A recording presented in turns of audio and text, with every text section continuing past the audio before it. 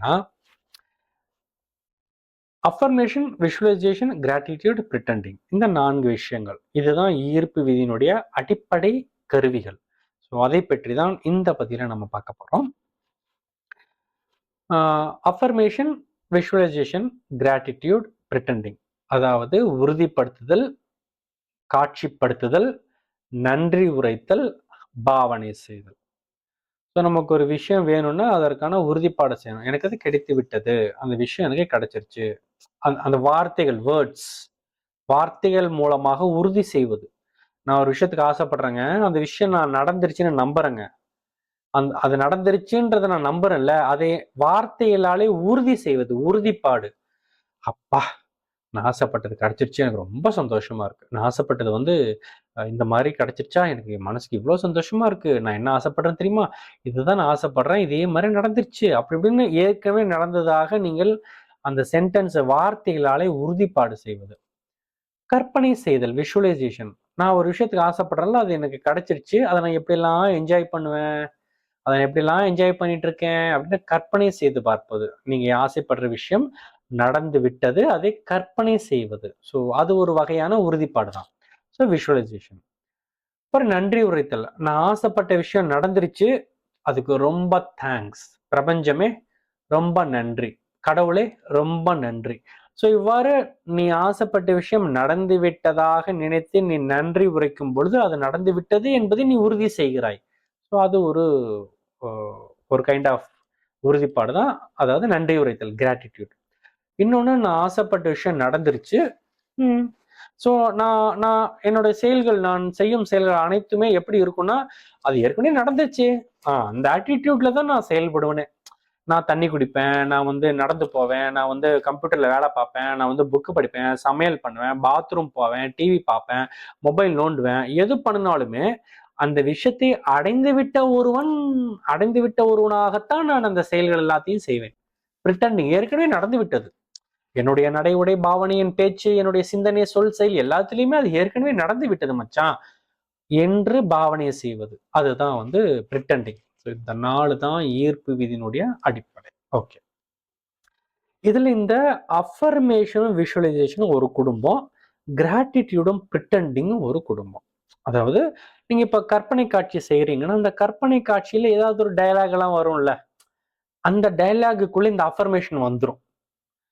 Okay, நீங்க ஒரு கற்பனை காட்சி செய்றீங்க, ஏதாவது ஒன்று, நாளைக்கு ஒரு கவர்மெண்ட் ஜாபுக்காக நீங்க ஆசைப்படுறீங்க, அது கிடைச்சிருச்சு. ஸோ கவர்மெண்ட் ஜாபு கிடைத்து விட்டதாக நீங்கள் கற்பனை செய்றீங்க. ஜாபு கிடைச்சிருச்சு, ஏதோ ஆஃபர் லெட்டர் வந்துருச்சு, கையில போஸ்டிங் ஆர்டர் வந்துருச்சு, சம்திங். இப்போ அது போன்ற ஒரு காட்சிகளை நீங்கள் கற்பனை செய்றீங்க. அப்ப அதுக்குள்ள ஒரு டயலாக் வரும்ல, நீங்க போய் உங்க அம்மா கிட்ட சொல்லுவீங்க, உங்க அப்பா கிட்ட சொல்லுவீங்க, உங்க ஹஸ்பண்ட் கிட்ட, ஒய்ஃப் கிட்ட, இந்த மாதிரி ஜாப் கிடைச்சிருச்சுங்க பாரு அப்படி எல்லாம் ஏதோ பேசுவீங்கல்ல, அந்த அந்த வார்த்தைகள் அனைத்துமே அஃபர்மேஷன், வார்த்தைகள். இது காட்சிகள், இது வார்த்தைகள். ஸோ இந்த விஷுவலைசேஷனுக்கு உள்ளவே ஊடால இந்த அஃபர்மேஷனும் வந்துருது. அதனால இவங்க 2 பேரும் ஒரு குடும்பம்.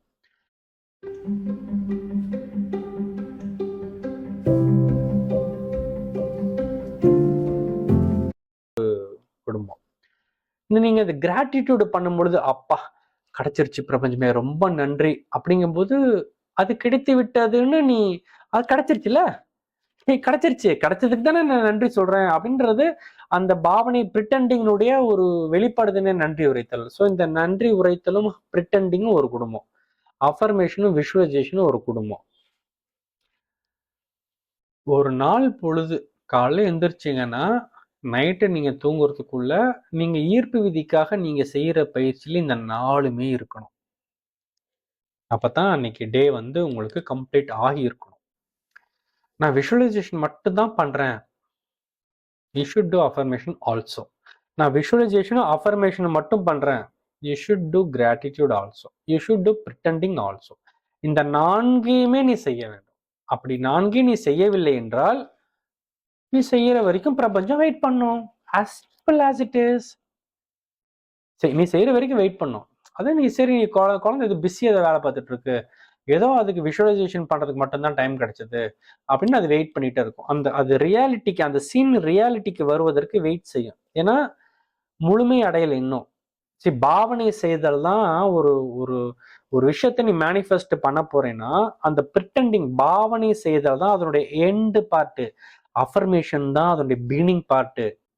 நான் இந்த விஷயத்துக்கு ஆசைப்படுறேன், இந்த விஷயம் அப்படின்னு நீ அதை முதல்ல சொல்ல ஆரம்பிக்கிற வாயிலையோ மைண்டுக்குள்ளவோ ஒரு சப்தம் வருது வார்த்தைகளினாலே. படிச்சிருக்கீங்களா?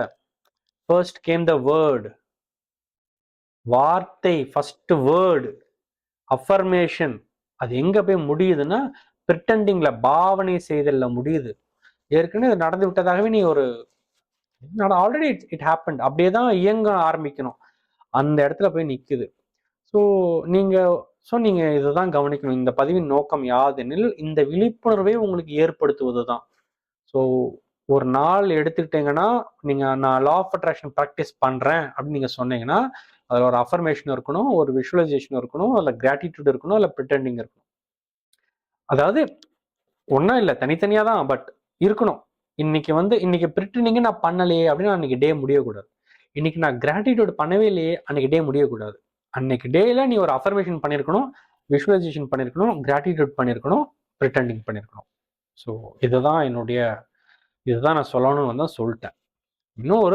இன்னொரு முக்கியமான விஷயத்த மட்டும் சொல்லிட்டு போறேன். என்னன்னா இந்த 4 பயிற்சி நீங்க செய்றீங்களே, அந்த பயிற்சி செய்யும்போது அது உங்களுக்குள்ள ஒரு சந்தோஷத்தை ஏற்படுத்தணும். அப்பதான் அது கணக்குல வருது. அப்பதான் அது பிரபஞ்சத்தை ரீச் பண்ணுச்சுன்னு அர்த்தம்.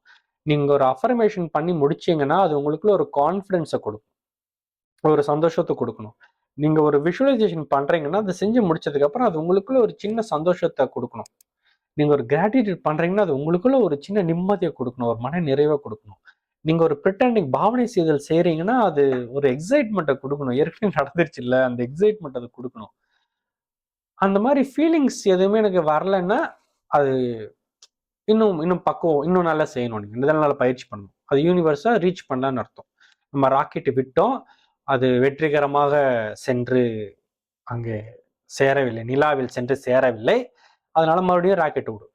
மறுபடியும் பயிற்சி பண்ணுங்க, அந்த ஃபீலிங்ஸை கொண்டு வரணும். ஸோ 4 விதமான பயிற்சியில செய்யணுன்றது ஃபர்ஸ்ட் பாயிண்ட்.